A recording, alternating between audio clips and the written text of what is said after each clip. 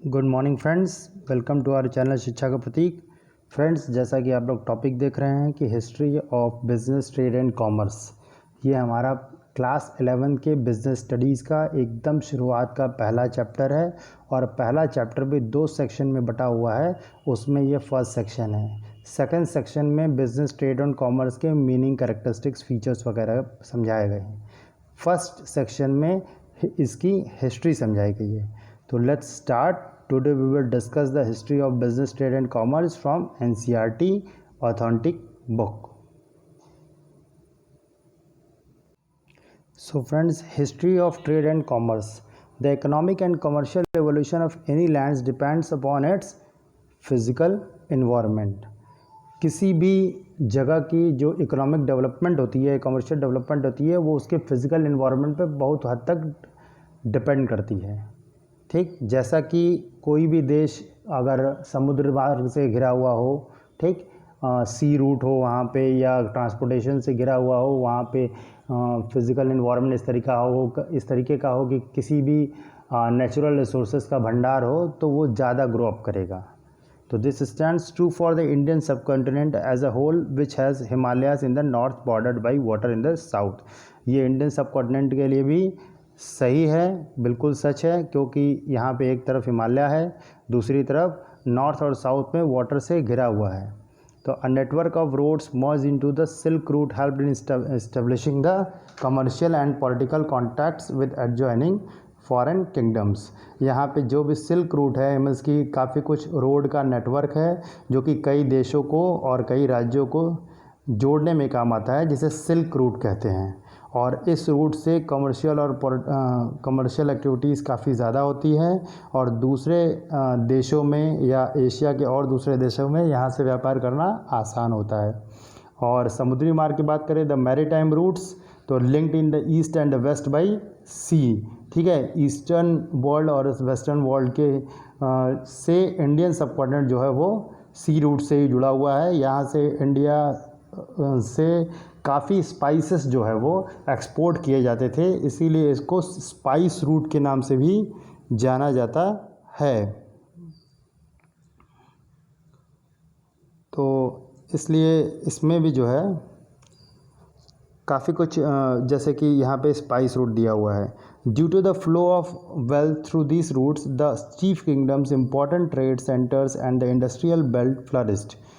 इस रूट पे काफ़ी बड़े बड़े मतलब कि काफ़ी बड़े बड़े देशों से व्यापार होते थे, और इसीलिए उनको लगने लगा कि इंडिया जो है काफ़ी फ्लरिश्ड कंट्री है, यहाँ से व्यापार करके हम भी फ्लरिश्ड हो गए, और इस पर अगर आक्रमण कर लिया जाए या यहाँ से व्यापार बढ़ाया जाए तो हम ज़्यादा सक्सेसफुल हो सकते हैं। तो इसीलिए इसके बारे में आगे चल कर के अंग्रेज़ों ने यहाँ पे इंडिया पे आक्रमण भी किया और इंडिया को स्लेव बनाया। 200 ईयर्स तक उन्होंने यहाँ पे राज किया। तो trade and commerce have played a vital role in making India to evolve as a major actor in the economic world in ancient time. लेकिन एंशिएंट टाइम्स में भारत को सोने की चिड़िया इसीलिए कहा जाता था क्योंकि भारत में बहुत पैसा था, और भारत विदेशों से व्यापार करने का एक प्रमुख देश बना था। ठीक, archaeological evidences have shown that trade and commerce was the main stay of the economic of ancient India. Archaeological evidences मतलब जो पुरातत्व सबूत हैं, ठीक है, प्रमाण है, वो ये दिखाते हैं कि इंडिया में जो है कि ट्रेड एंड कॉमर्स को काफ़ी अच्छा था, काफ़ी फ्लरिश्ड था। और commercial cities like Harappa and Mohenjodaro were founded in the 3rd millennium BC। ये हड़प्पा और मोहनजोदड़ो का नाम आप लोगों ने हिस्ट्री में पढ़ा होगा। तो ये काफ़ी वेल डेवलप्ड सिविलाइजेशंस थे, और the civilisation had establish the commercial connection with the Mesopotamia and traded in gold, silver, copper, coloured gemstones, beads, pearls, seashells, terracotta pots etcetera. तो इन सारी चीज़ों का व्यापार वो मेसोपोटामिया से करते थे, ठीक, या अन्य देशों से भी करते थे। The period was marked by substantial commercial activities and urban development.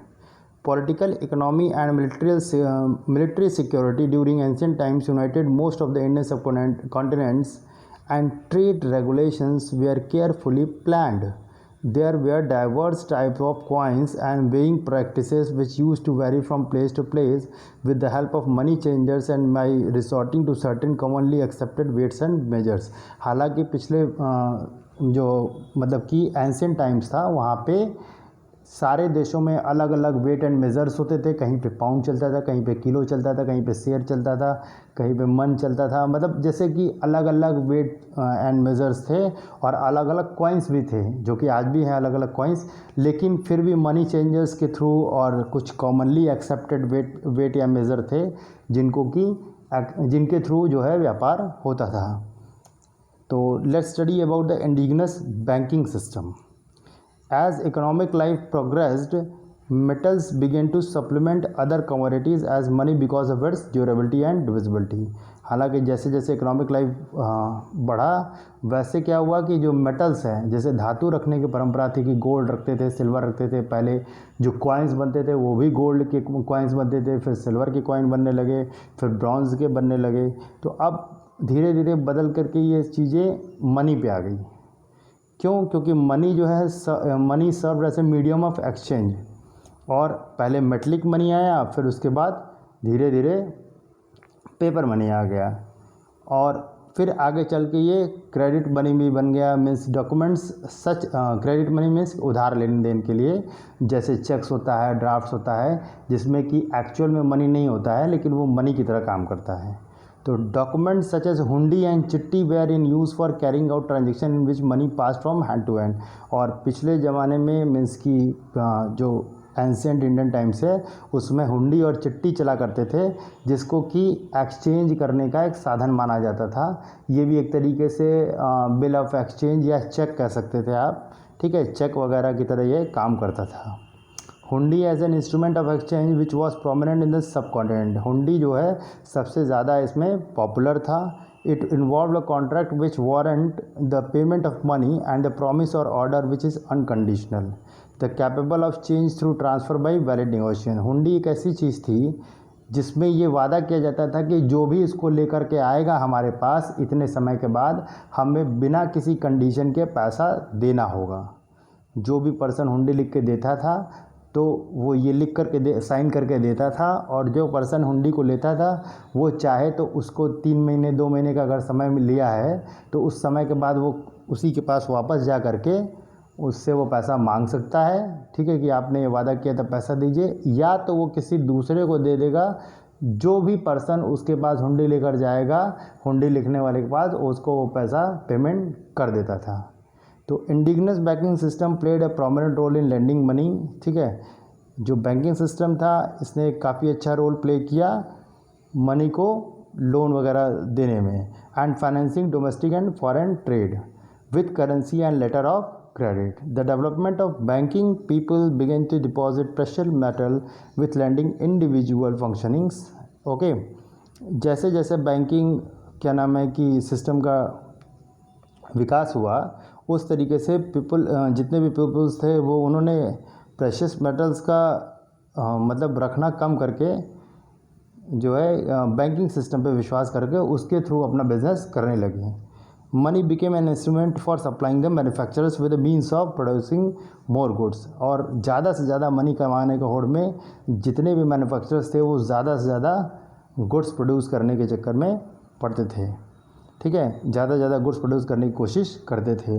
Agriculture and domestication of animals were important components of the economic life of ancient people. प्राचीन काल में एग्रीकल्चर जो है और डोमेस्टिकेशन ऑफ एनिमल्स, पशुपालन और कृषि, ये 2 प्रमुख व्यवसाय थे। Due to the favourable climatic conditions they were able to raise 2 और sometimes 3 crops in a year. Favourable conditions के कारण कभी कभी 2 या 3 फसल भी एक साल में उगा लेते थे। In addition to these, by resorting to weaving cotton, dyeing fabrics, making clay pots, utensils, ये भी बहुत सारे छोटे छोटे जो वर्क थे, हैंडीक्राफ्ट्स के वर्क, स्कल्पचिंग के वर्क्स, या जितने भी छोटे छोटे इंडस्ट्रीज़ थे, मैसनरी के, मैन्युफैक्चरिंग, ट्रांसपोर्ट्स के, ये सब भी चीज़ों का व्यवसाय होता था। They were able to generate surpluses and savings for further investment. पहले वर्कशॉप्स होते थे जिनको कारखाना कहा जाता था। कारखाना क्या होता है? तो कारखाना where prominent where skilled artisans worked and converted raw materials into finished goods. कारखाना का अगर कोई डेफिनेशन पूछे तो कारखाना वह जगह है जहाँ पे जितने भी स्किल्ड कौशल युक्त जो कलाकार हैं वो रॉ मटेरियल्स को फिनिश गुड्स में बदलते थे, मीन्स बनाते थे। जैसे मिट्टी है तो मिट्टी से वो मिट्टी का घड़ा बनाते थे जिसको कि हाई डिमांड के अनुसार अच्छे पैसे में बेचा जा सके। Family based apprenticeship system was in practice and duly followed in the acquiring trade specific skills. पहले क्या था कि फैमिली बेस्ड अप्रेंटिसशिप सिस्टम था, मतलब जैसे कुम्हार का लड़का है तो कुम्हार बनेगा, नाई का लड़का है तो नाई बनेगा, मतलब एक फैमिली में जो काम होता था वही सारे पूरी फैमिली वही काम करती थी। ठीक, तो the artisans craftsman and skilled labourers of different kinds learned and developed skills and knowledge which were passed on from one generation to another. अब कोई लकड़ी का खिलौना बनाने का कारीगर है तो वो अपने लड़के को वही सिखाता है, फिर वो अपने लड़के को वही सिखाता है। कोई वैद्य है तो अपने लड़के को वैद्य बनाता था, फिर वो अपने लड़के को वैद्य बनाता था। तो इस तरीके से जो भी स्किल्स है वो that pass from one generation to another. तो this was from this video. इस वीडियो में हमने पढ़ा कि स्टार्टिंग बिजनेस का कैसे हुआ, एंशिएंट टाइम में क्या होता था, कौन कौन से बिजनेस होते थे और बैंकिंग सिस्टम कैसे थे। Next we will see in the next video. ठीक, तब तक के लिए कीप स्टडिंग्स।